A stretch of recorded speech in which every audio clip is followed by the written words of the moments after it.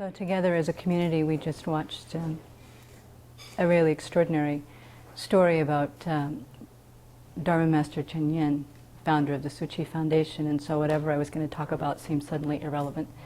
And what she inspires is very, very relevant. So that's what I want to talk about a little bit. The scope of what she's accomplished in 40 years is unimaginable, actually.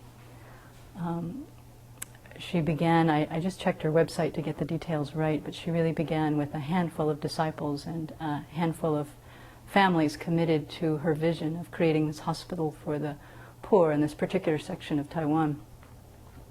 And from that commitment in the late 60s, mid-60s, she's now spread to have built hospitals and schools all over the world. 10 million members, 1 million volunteers, whose compassionate work of caring for others is profound. And this is the second time I've seen this. The first time I kept, every time a new aspect of what the Tzu Chi Foundation does was revealed, I was just, I could feel awe sort of bursting in my heart every time something came up. And there was that question in my mind of how does she do it? How does she do it? But today, as that question came up, there was a little answer inside my heart that said she created the causes. She created the causes. And so that's really where the inspiration is sitting for me right now. The example of a person whom I would say must be a bodhisattva, and yet everyone around her says, oh, she's just an ordinary person. But she didn't get to be that way in one life only.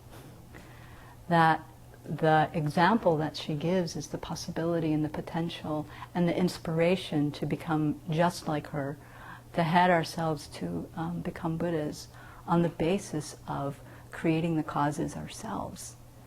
And so here we are receiving teachings on patience and how to work with our afflictions. And you know, it's so easy to get caught up in my day-to-day petty anger, and I can't do anything about my anger, and how frustrating that is, and you know, to get quite bothered by it. So this holding this idea, but of I'm working on this to create the causes, to be able to do not just what she's done, but to actually be able to also become a Buddha on the pathway to that. That has to be the deeper, more compelling, and I hope the louder and louder voice inside my own mind, no matter what else I'm working with. One of the things Venerable Children has talked about that I was very impressed with Master Chen Yin too, is creating vows. That all the great Buddhas have created vows. We know the Medicine Buddha made their vows, and that it's not too early for us to make our vows about what we will do or how we want to become when we're enlightened. She has made 3 vows in this life: to purify minds, harmonize society, and free the world from disasters. They're powerful. And she says this: when everyone is happy, only then am I happy. When everyone is healthy, only then am I healthy. When human suffering ends, my suffering ends. In other words, I will work for the benefit of sentient beings until every single being is enlightened. And so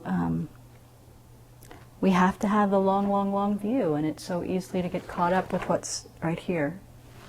But inspirations like her, and even our own teacher, Venerable Children, inspire us to keep a much longer view and to cultivate those vows and that commitment to know what path we're on, where we're headed, why we're going there, and that every little blip along the way, the multiple blips along the way, or blips along the way, that's really what they are.